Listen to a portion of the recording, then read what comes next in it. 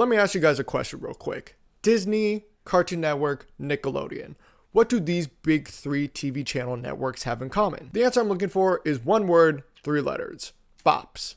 Musical bops, actually. In my daily life, I'm constantly playing music in the background, whether that be building Legos, playing video games, editing videos, going to the gym, you name it. But then sometimes I'll just get this like little itch sometimes on my neck where I just want to listen to a song from a show I watched back in elementary or middle school. The song doesn't even have to have singing in it. It could just be the background music, and I'll still listen to that as well. And as I was promoting my latest YouTube video, link in the description below, and I wanted to find some wacky haha funny song that would pair well with it, and it was a song from those shows I liked. These shows can honestly consist of just having the theme song, background music, and the outro song. They could even consist of just having like a song once or twice here and there, or just for fun goofs as well. Then there are shows that have multiple songs consisting throughout the show, and where you have music video compilations, albums, EPs, even like multiple soundtracks dedicated for how much songs they are in the show. And so today I thought I'd discuss these shows and their bops and how they had an impact on me, and maybe the same for others that grew up with them. I feel like I should mention this, but these are just my opinions at the end of the day and what I got from these shows. Just thought it'd be fun for me to reminisce about these shows from my youth and have an appreciation more for them and how they molded me into the toothpick I am today. To talk about these shows, if a show had a movie tied with it,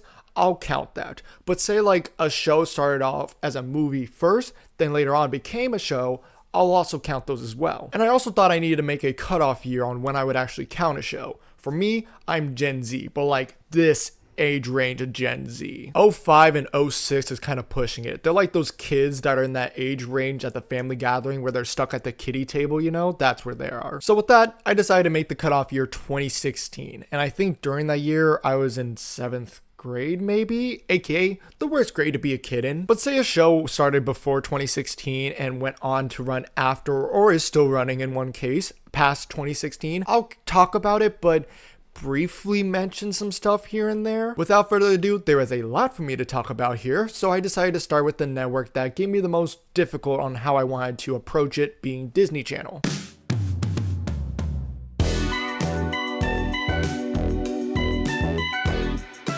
I did want to incorporate Disney XD into this video, so I decided to pick out 2 that I watched. I think when it comes to having a show, not only does it need to have a nice, cool, catchy theme song, but it also needs to try and get the viewer's attention so that they can sit down and watch 15 to 20 plus minutes of an episode for your show. For example, Gravity Falls and Kicking It did that for me. Gravity Falls for me is like a top 5 cartoon show from Disney, or I could even argue just in general as well, whereas Kicking It isn't like a top 5 or 10 live action show, but it does have a special place in my heart. Both of these shows though don't really focus on music, it's not their main focus, though you could argue songs from Gravity Falls like Don't Start Unbelieving, Disco Girl, and popular boy bands several times. But something funny that I didn't even realize is that both Gravity Falls and Kicking It don't go right into the theme song. They get something to hook the viewer in, and then they go to the theme song. Kicking It has students from a rival dojo being a nuisance, whereas Gravity Falls has Dipper and Mabel in a golf cart fleeing from a huge shadowy monster. Same thing, right? Then after that's over, they go into the theme song, which is, hey, kinda catchy. But now let's move on into the real meat of Disney, being the Disney Star Machine. Disney back in the day was really trying to get these young actors from their shows to pop out into stardom with music linked from those shows, with the first instance seeming to be from Lizzie McGuire. But I never watched that show, as my sisters never watched it, so in turn, I never watched it, so I will start with the other instance, being Hannah Montana. This is where the Disney Star Machine would come into play, where they take the main character, in Hannah Montana's case being Miley Cyrus, have a song put in the episode, then put into like soundtracks, albums, and EPs, and then just repeat. And it wasn't just one instance where a song from a show would do well. No, there were like multiple songs doing very well and popping off onto the charts. I don't know if this was the first or second one, but my parents actually bought one of the CDs from Hannah Montana. From what I found on Wikipedia, out of the 5 soundtrack albums from Hannah Montana, the first 3 were able to peak #1 on the US billboards, whereas the 4th one just was shy of it, being at #2. And on the Wikipedia, what seemed consistent was that it didn't chart in one spot, being in the UK. I'm sensing a little bit of jealousy from that. But it all started with the first soundtrack soundtrack, which I remember having a few bops that I liked as a kid. Some of those songs being like the theme song Best of Both Worlds, Who Said, and Pumpin' Up the Party, which personally was a favorite of mine. And then you have the second soundtrack not only upped the quality of bops, but just the quality of songs in general. When I was listening to these, I could definitely see a difference in the sound quality. Nobody's Perfect, Rockstar, Life's What You Make It, One in a Million. Pretty much what I'm trying to say is that all these songs walked so that in the future, Party in the USA by Miley Cyrus could run. Where'd her clothes go? And like I said, they continue to try and repeat this process over and over again. That's So Raven with Raven Simone, who was briefly with the Cheetah Girls actually. Sony with a Chance with Demi Lovato. Jonas starring the Jonas Brothers. Before these shows were made though, both the Jonas Brothers and Demi Lovato starred in Camp Rock, though I'm not going to talk about that here because it's not tied to any of the shows. The only reason I bring this up is because Demi Lovato did a duet of This Is Me on this 1-2 episode series special known as Studio DC Almost Live with none other than Kermit the Frog. Oh my gosh, I'm singing with Kermit the Frog. I can't believe it. Is what I would say, but then Miss Piggy got jealous, so Kermit the Frog wasn't able to do it. So instead, you got Beaker.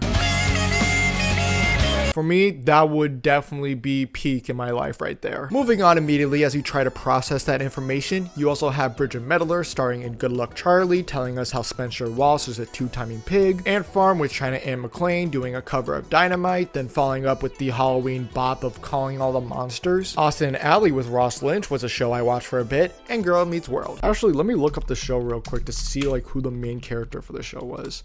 Oh, Girl Meets World cast. Oh yeah, I forgot she starred on here. There's one more live action show that I just breezed past over that I want to talk about now, being Wizards of Waverly Place with Selena Gomez. Like Miley Cyrus for Hannah Montana, Selena Gomez also sang the theme song for Wizards of Waverly Place. She would then release an album with a pop rock band she was with at the time, being cleverly known as Selena Gomez and the Scene. My parents actually bought one of their CDs too, being the one A Year Without Rain. I honestly thought there was going to be more to talk about them. I for some reason thought there was going to be more songs, but instead I'll just mention how her and Nick Jonas were in Wizard 101. That's all the live action shows I have for Disney, but I feel like it would be wrong of me to gloss over the animated Doritos head and British boy known as the show Phineas and Ferb. 104 days of summer vacation with generous amounts of musical classics spread throughout the show's run. They even dedicated an episode in season 2 counting down the top 10 music videos from that show at that point, even showing off the extended versions of that song. I do agree but also disagree with some of these songs they have in their top 10 list, but here's my top 10 songs I would have in no particular order. Honorable mentions though go out to the Rubber Bands and Rubber Balls song, Aglet purely because they managed to make a song about a piece of a shoelace, and a small snippet of Dr. Dupe's hypnotizing song as that worked for me when it came out. But in no particular order, I'd have Alien Heart, You Snuck Your Way Right Into My Heart, and Ain't Got Rhythm, which by the way, only one song from that episode made that top 10 list, which was Ain't Got Rhythm, and it was at number 8. There's also Busted, Olivia Olson sounds familiar, Squirrels in My Pants, I Love You Mom, Evil Boys, There's a Platypus Controlling Me, A Real Boy, and Gitchy Gitchy Goo. You can argue that that song is not only just the best song in the show, not just because of how iconic it is, but because in that episode, they aired the extended version for the first time, and technically fulfilling the 4-step plan of checking off the reunion tour box, as this one was years later. Though if I were to like take some time out of the day and actually rank the songs, maybe some of them I mentioned would not make the top 10 list, and maybe my Phineas and Ferb song list would change because there's going to be that revival season. I doubt it will do as well, but I just hope for one catchy song. Though I do predict they're gonna bring back Gitchy Gitchy Goo for, you know, nostalgia. Maybe they do like a Family Guy cutaway being like, remember that time we did Gitchy Gitchy Goo? Before I end off the Disney part, I did want to mention some other animated shows that had some nice background and theme song music as well. Like I mentioned earlier, Gravity Falls was one of those shows, but there's also Kim Possible, The Proud Family, The Lilo and Stitch Show, and Wander Over Yonder to name some.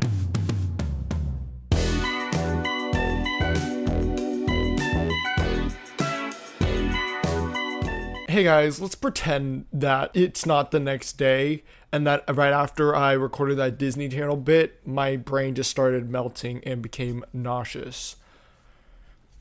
Thank God for Dr. Pepper. Now for Cartoon Network, there's a little bit less shows to talk about here, as 2 shows do consist with a lot of singing throughout the show's run. There's also 1 show that doesn't have singing until 1 season, and then the rest are mostly just background, intro, outro songs. And because of this smaller pool of shows I had to work with, I decided to bend the rules just a little bit. And by that I mean I just wanted to talk about Scooby-Doo and have an excuse for it. Specifically, what's new Scooby-Doo. I love the intro theme song for this show, and I think it's arguably the best one since the original. I think a lot of people can agree with me on that, hopefully. And I know What's New Scooby-Doo aired on a different network first before getting aired onto this network, but we're again bending the rules. Moving on to shows that actually aired on Cartoon Network, we have The Amazing World of Gumball. This show, having a nice, sweet, and simple theme song, also has some songs here and there for goofs and shits and giggles. For example, you have Do It While We Can, Goodbye, and even this one moment of Richard Watterson singing a song about fries. But there is one song in the show where it just takes its time to stop and just get a little serious for a moment with If It's Too Hard to Forgive. There is one show from Cartoon Network that you could argue has the best theme song out of any of them, being Ninjago. I fucking love Ninjago. It's so cool. Look at them. They're ninjas and they're Legos, and what I'm trying to say is that this show was just a match made in heaven for me. Though even with me saying that, I kind of stopped watching it pretty early throughout the show's run, being I think after the end of season 5, which actually has the best iteration of the theme song. Throughout the series, they would have like different ways of changing up the theme song to match like the vibe of the show's theme during that. In season 5, with it being Ghost, fits this nice spooky, eerie atmosphere to it that it just feels very different as well compared to any of the other ones. This next show I would say has the second best theme song out of all of them, though this is the one I'm talking about where it has that 1 season of music, being Total Drama. This was the show from Cartoon Network I kept coming back to just to binge watch the hell out of it, though we don't talk about Pocketail Island. And not only am I wanting to talk about the theme song from Total Drama being really catchy for a kid at my age watching this show, but because of season 3 being Total Drama World Tour, where in that series you had the contestants going to break out into a song on the spot to avoid elimination. Something that I remembered as I was editing this video is that I really liked the Total Drama songs a lot, like to the point where I was listening to different versions. I have no clue why I thought, hey, let's speed it up to 5 times, that'll make it sound even better. Come Fly With Us is the first song in the season, and from start to finish, it's good and comedical. In the beginning of the song, the female contestants come up with singing Up, whereas the other guys only come up with Sing, and it doesn't fail to make me grin while listening. Ezekiel had a solo moment, then it's Noah's turn, who became a top 5 character to me just like that. World Tour really saved this character. And Duncan ending the song by singing This Sucks is just perfect. Don't know how else to describe it. Honestly, part 1 and 2 of the first episode really did a good start with the songs, with following afterwards being Loving Time and Rowing Time. Though I feel like I need to mention this, but there were some stinkers to me. Shearing Sheep is my least favorite song from World Tour, and it's not even close. I don't know why, but it's just that first part before the chorus is just so rough to listen to. Heather's singing's not good here, Courtney gets a little bit better, but then when it gets to the first time they sing the chorus, everyone's offbeat. It gets better after the chorus, but not enough to say that it's not my least favorite song anymore. I thought Gypsy Rap had a fine start to it until I got to the rapping part of the song, where Gwen's voice sounds like it's just getting sped up in post-production. Last one of my least favorites is that I used to like Chinese lessons as a kid, and then I grew up and was like, what the hell was I thinking? Like, I kid you not, this song used to be a top 5 song for me as a kid, which proves the point that kids don't have a good taste in music. Anyone that's a parent watching this video, I want you to go up to your kid, look at them and say, your music taste sucks. This is why I'm not a parent.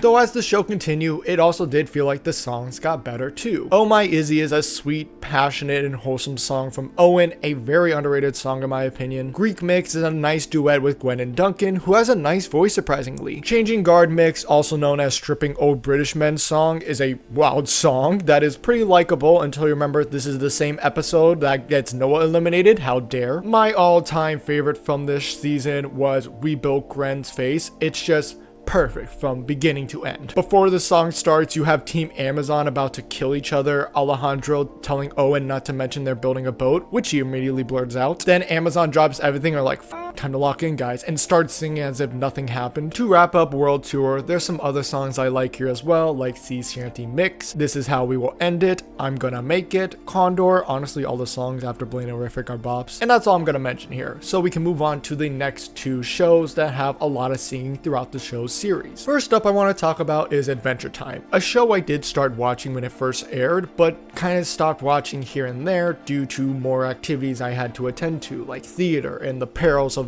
living through 7th grade. Then more recently, I was talking to one of my coworkers who actually got to meet the voice actress of Marceline, oh hey Olivia Olson, which made me want to go check back the songs from the show, more specifically being I'm Just Your Problem. There's so much songs to talk about from this show with the sheer quantity and quality as well that they have here. And it's also got a great variety of moods as well, like Baking Pancakes being an upbeat and silly approach. There's also Fries, that's 2 songs here I'm talking about that are called Fries by the way, which sounds silly to sing a song about your dad eating your fries with the first 3 lines in that song, but as it keeps going on, it gets more serious about how she doesn't feel loved, respected, or that her feelings matter to her dad. Thank God for Genius breakdowns so I can get a better understanding of these songs. Now on to the background music, I just wanted to briefly mention that I need an extended version of Jukebug. John DiMaggio isn't a singer, but this show gives some great songs to work with for his voice. Another silly and goofy one would be On a Tropical Island, but there's also All Gummed Up, which is actually sung by Finn about his rejection and failed hope with flirting towards bubblegum. But then you have later on in the episode All Warmed Up with Jake spoofing off that melody Finn sang to earlier. And while it sounds goofy, it's also just a thoughtful and really caring song to bring in new hope for his best buddy Finn. That's some real ride or die type shit right there. Come Along With Me, the theme song to the show, gives a nice and warm, comfortable atmosphere. You also had the gender swap episode of Adventure Time, which not only is just a charming episode in itself, but also has a nice song and Good Little Girl with special guest star Donald Glover, everybody. The final thing I want to mention about Adventure Time is that I cannot sing, no pun intended, the praises of Olivia Olson's vocals throughout the show's run. If I were to describe her with these 2 shows,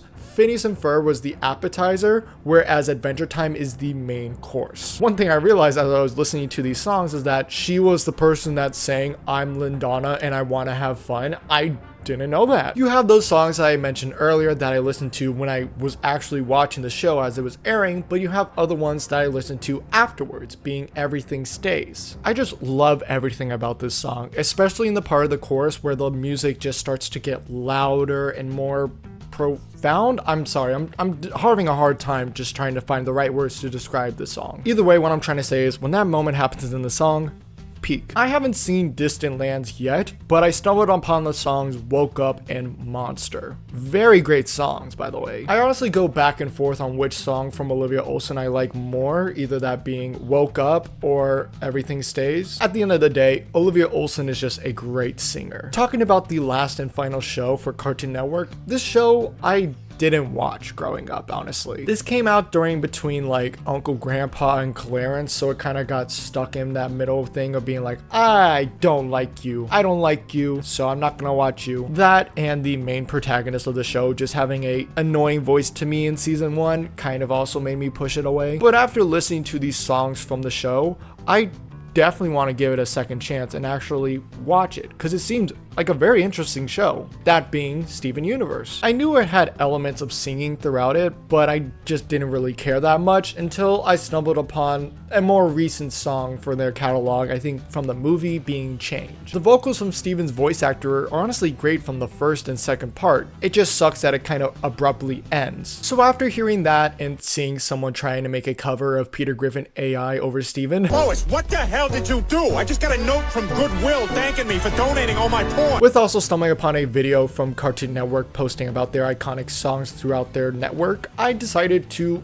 give it a listen, and really good. Like, really good. As someone that didn't watch the show again, I don't know much of the cliff notes regarding Steven Universe lore, but I do at least know that the one character, Pearl, did have like a little of affection towards Rose, Steven's mom in the show, and that kind of lost that romantic battle with his dad, Greg. With that being said, I think It's Over, Isn't It? Is just a phenomenal song sung by Pearl's voice actress. Accompanied with great visuals as well, I also like how the piano is starting in a soother tone, then gradually rising in tone as well, with what I believe a violin coming in, as Pearl starts to voice more about how she felt in these past couple of years losing Rose. I wish I could say that I got chills listening to this song, but I actually got chills listening to the Peter Griffin AI cover that's out on YouTube instead. These other two songs I want to mention are sung by Garnet's voice actress, which one of them I want to start with is Stronger Than You. With my very little knowledge of the show and that one commercial that she was in, I thought Garnet was going to be that serious leader character that was probably going to be one note, but after listening to this song and then wanting to look a little bit more into the character,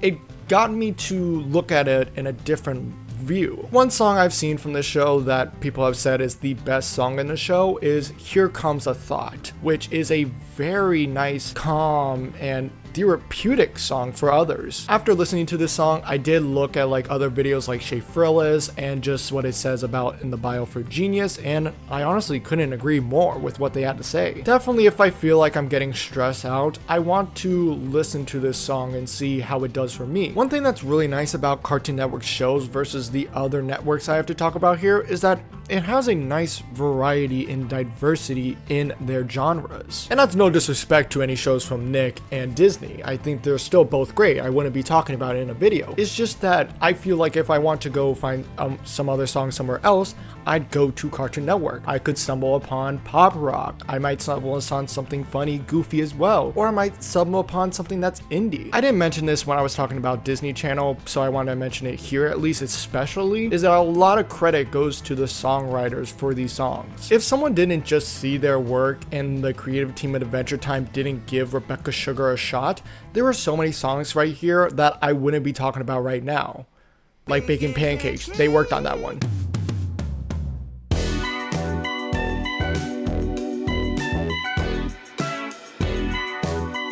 I'm going to try and get my best through this. Please pray for me. The last and final network I have to talk about here is Nickelodeon. There was a challenge for me, specifically with the live action ones, similar to what I thought of shows on Disney Channel like Sony with a Chance and Ant Farm, being which songs are original songs and which songs are just cover songs. There's going to be two live action shows that I will talk about that are in this category, but there's two that I at least want to give an honorable mention to, those being Drake and Josh and Big Time Rush. Though rather than talk about anything regarding songs they had on that show, I'd rather just mention how Drake Bell did a cover of Gucci Gang, a very odd listen, and as for Big Time Rush, me personally, I thought One Direction was better. I get why people like Big Time Rush, but for me, they insist upon themselves. It's a very insisting upon band. It also gave me an excuse to reference that one Kenny Knox vine. Again. Back on track though, let's talk about iCarly. Great, catchy theme song. There are some covers in this song, like Shakespeare from the episode I Do. It's still a good cover, I just want to mention that though. They also had an episode featuring a very popular boy band at the time, being One Direction. Nope, not Big Time Rush. They decided instead of the band that we have a show for on our network, they decided to just go, nah. Gibby's a fan of One Direction, by the way. For the other Nickelodeon show that actually showcased a lot more singing than iCarly was Victorious. Some of the songs on there were covers, and some of them were originals. Speaking of the covers, you had that one episode like the Michael Jackson tribute. Take a Hint is actually a cover from Megan Kabir. Don't You was a cover of the same song named by Simple Minds. And the most bizarre cover that is more like a reference was this one scene where on the bus and they do a cover of Five Fingers to the face? Not much to say about that, so let's go on to the original songs like Make It Shine, which was the theme song, and Freak the Freak Out. The part in the show when Victoria grabs the mic was pretty extra indeed, but very validated with those two spoiled brats in that episode. And finally, who could forget the time when the cast of Victorious linked up with the cast of iCarly to do a mashup of their theme songs? What do you mean that's Shelby Marks? Time to move on from the live action shows of Nickelodeon to the cartoon shows of Nickelodeon, with what I'm gonna start with is Very Odd Parents. Not only is the OG theme song pretty catchy, but the recent one from the new reboot puts a nice new spin to it, and I definitely think kids right now are going to grow up and remember this as fondly as we did when we grew up watching the OG Very Odd Parents. There's some other songs in this show, but there's three I really care about here. Icky Vicky is the best diss song from a kid's cartoon show or show in general. Against Two-Timing Pig from Good Luck Charlie, Icky Vicky clears it bar none. You know what's even better though is Shiny Teeth. Chris Kirkpatrick's singing is even better in this song than when he hits that last note with Shiny Teeth in me. Perfect. Speaking of shiny teeth, as I was listening to music brushing my teeth, this song came on. I don't even know how. I was listening to Kendrick Lamar and Nickelback. Though there's a song here that doesn't get enough attention that I think it should, being Gimme the Wand. Genie was voiced by the late and great Norm Macdonald, but for this episode, he just couldn't make it, so instead, Robert Cate had to do an impression of him, and he does a very good job, like to a T close to Norm Macdonald's voice for Genie. One thing I gotta credit Butch Hartman on is that he knew who to hire when it came to writing good catchy theme songs, like with Danny Phantom and Tough Puppy as well. This show I'm gonna talk about now because after this I'm gonna be talking about other shows that are a little more kooky and silly with their songs. So right now I want to talk about Avatar: The Last Airbender. Every time the intro for the show plays, it shows the title of the episode with some music in the background, and it's just nice to hear all the time. You also have Secret Tunnel and the other songs they do as well during that episode's runtime. I remember when I first saw the episode The Firebending Masters and realizing that the outro song for every episode was actually the Sun Warrior chant that was played in that episode. I was like, holy shit, that's it from there. That's from there. As someone that stuck around throughout the whole series, hearing that felt really rewarding as a fan. I hope I'm pronouncing this instrument right. I'm sorry if I'm not, but I always love it when Uncle Iroh's Sungi horn plays. Speaking of Uncle Iroh, I only feel that it's right to end Avatar on Leaves from the Vine. Tears. Literal tears. The only piece of media that has made me cry whenever I watch it. And how he sings that song to a crying child, only to sing it again to celebrate the birthday of his deceased son as he regrets not being able to help him. And then you get older and realize Google is a thing, and you realize what that in honor of Mako meant, which was the voice actor for Iroh, who almost finished reading all of his lines before he unfortunately passed away. And so you get that knowledge in mind, and then it just gets even more sad as you hear Uncle Iroh crying as he's singing the song, and then you see that and you're just like, you want to know why this video took longer to come out? Not just because I had to redo the video, but because I wanted to watch the episode again and just get that feeling again. But I couldn't do it just by going to that moment in the episode and just watching it. No, I tried it again by watching the whole episode. Nothing happened. So you know what I did? I binged the fuck out of that show. I started from the first episode all the way to the tale of Uncle Iroh, and it fucking hit finally. It hit. I was in tears. Did I record it? No, I was ugly crying, but I just wanted to feel that again. I just wanted to get in my feels again because it's such a goddamn great moment.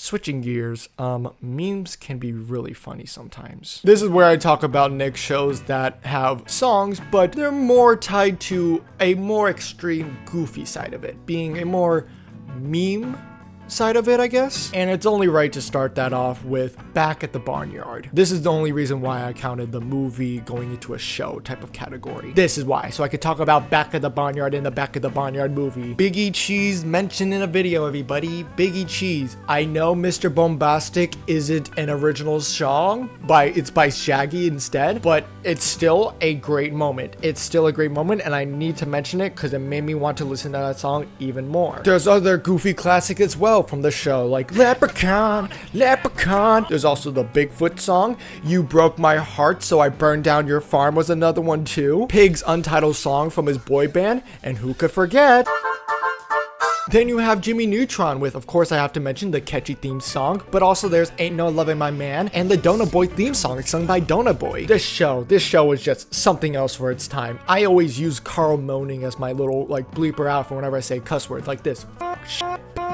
I thought there was going to be some more meme-like songs from different shows I would talk about before getting to this point, so we're just going to get to it now. SpongeBob, everybody. SpongeBob SquarePants. I almost was thinking about doing a video talking about the AI songs, specifically like regarding SpongeBob, but I couldn't figure out a way to talk about them properly. Other than that, the songs from SpongeBob are just so f***ing good. There was even a video compilation out there compiling every song from SpongeBob excluding the movies. But for this show, I didn't need to make a cutoff for us. It's still running. Looking at which season would be the cutoff, it seems like season 10 would be it. I didn't watch season 10, nor did I watch season 9, but I do at least remember watching season 8. And honestly, I'm kind of glad. There's a few songs I want to mention after season 10 that I just didn't like. I want to say that it's not nostalgia blinding me. It's just, for me, it feels like after season 8, the songs were either meh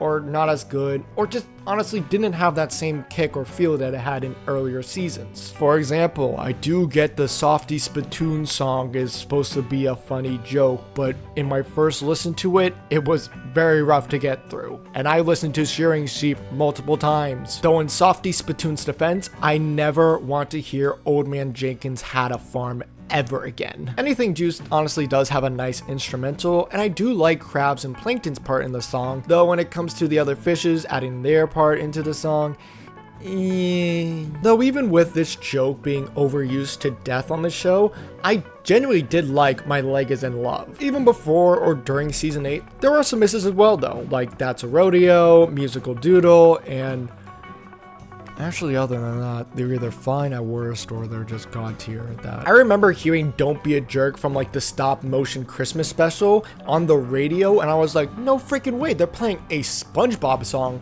on the radio. That's sick. There's so much songs to talk about from SpongeBob in such little time, mostly because I'm not making it easy on myself by writing these double-digit page scripts, so let's just get on with this real quick. There's the Campfire Song, Oh My Karen is a sweet one from Plankton, The Very First Christmas is a top 10 for Christmas TV songs, Underwater Sun, and When Worlds Collide, the Fun Song, the Sweater Song, I Wanna Go Home, Stepping on the Beach, but I haven't even touched the best songs yet, so let's just do that right now. Gary's song is not only just a tearjerker, but someone made a cover of it where it just sounds so heavenly, godlike even. It's great, but the songs just have so much care put into it, and it just sounds so heavenly. I first listened to this when I was in a road trip with my sisters, and I was just taken aback. I was very surprised. Loop-de-Loop, Birthday Girl, and Fourply. This Grill Is Not a Home, honestly, arguably an underrated classic still. Going on to the first movie, you also have Now That We're Men, then you ended off with Ocean Man, and this song, I kid you not, I have it on my car drives playlist and my gym workout playlist, is the Goofy Goober Rock. I will never forget the impact that Sweet Victory had before and after the passing of Steven Hillenburg. I remember after he passed away, there was a petition to get Sweet Victory to be played during the halftime show for the Super Bowl, and then it finally did, and it was ass. It was very ass, to say the least. They did play it, it's just that they didn't even play it properly. They did the trumpets from the beginning of Sweet Victory, and then just really transitioned into sicko mode. The last show I have to talk about here is a live action show. It's actually on Nick Jr. There were other Nick Jr. shows that I did want to talk about here, like Dora the Explorer at least. This show was the reason why I wanted to make this video. I remember when it sparked in 2016 once again with thousands of memes around one of the songs that was really popular from it, and other songs as well actually. Remember the song that I mentioned earlier trying to promote one of my recent videos? Well, that song was actually called You Are a Pirate from this show, lovely known as Lazy Town. A show I haven't watched in years, of course, but looking back at the songs, it puts a smile on my face. The show ended back in 2014, but in 2016, a surge of memes came out remixing the song We Are Number One in just wacky, kooky, silly ways. My favorite one is regarding the net, where it's like, now look at this net that I just net. When I say net, be ready to net. And then they like go and be like, oh, let's try something else. And then later on, it just repeats it in other silly, zany type of ways as well. And it's not just that why I remember that song very fondly. I remember back in like 8th grade, I think it was, where this one kid played We Are Number One on the piano and he fucking killed it. Not only did he get first place for the instrumental category for that talent show, but he got first place in general. I think he won like $200-$300 from that. Moving on to other ones, you have Cooking by the Book, where every time I hear that song, I think of Little John screaming yeah into the mic. Stingy is staring into my soul with his song Mine.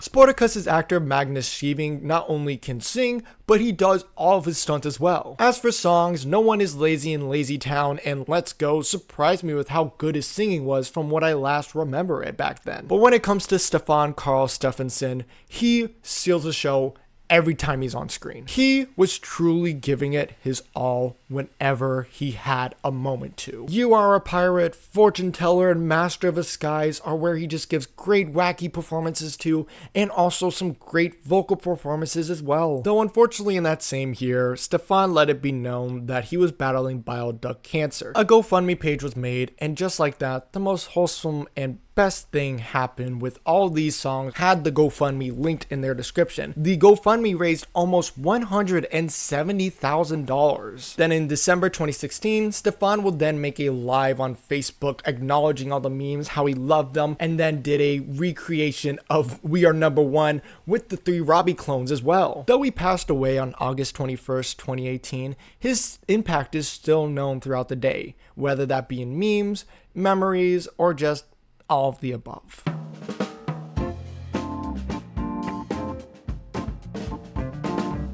Wrapping up the big 3 networks, I wanted to ask the question being, what made these songs from these shows just have a great impact on our childhood and still to this day? And I think it honestly can be summed up with one word, and that's it had charm. Disney knew how to make a hit song with some star power to boot. Cartoon Network is able to hit on different genres with beautiful visuals and animation partnering nicely with the vocals. And Nickelodeon was able to capture both of those qualities with a dash of meme potential behind it as well. Since I started working on this video, I've been listening to these songs way more often than I did back in the day, specifically from Adventure Time, Steven Universe, SpongeBob, Lazy Town, and Phineas and Ferb. I hope you guys watching this video right now get that same itch I had as well and want to re-listen or even re-watch these shows and look back at them fondly once more again, like I was able to do with this video here. And actually, that's where the video is gonna end. Thank you guys for watching this video. I hope you did enjoy. Comment below what you thought about this video, whether you agree or disagree with some of the songs I had to talk about here. Maybe you want to put in your own song that you liked from a different show you grew up with. Also subscribe, as that'll put a smile on my face. Now if you'll excuse me, I need to make like the most dramatic country cover of You Broke My Heart So I Burned Down Your Farm, so it can get millions and thousands millions of plays on Spotify. But yeah. Okay, bye.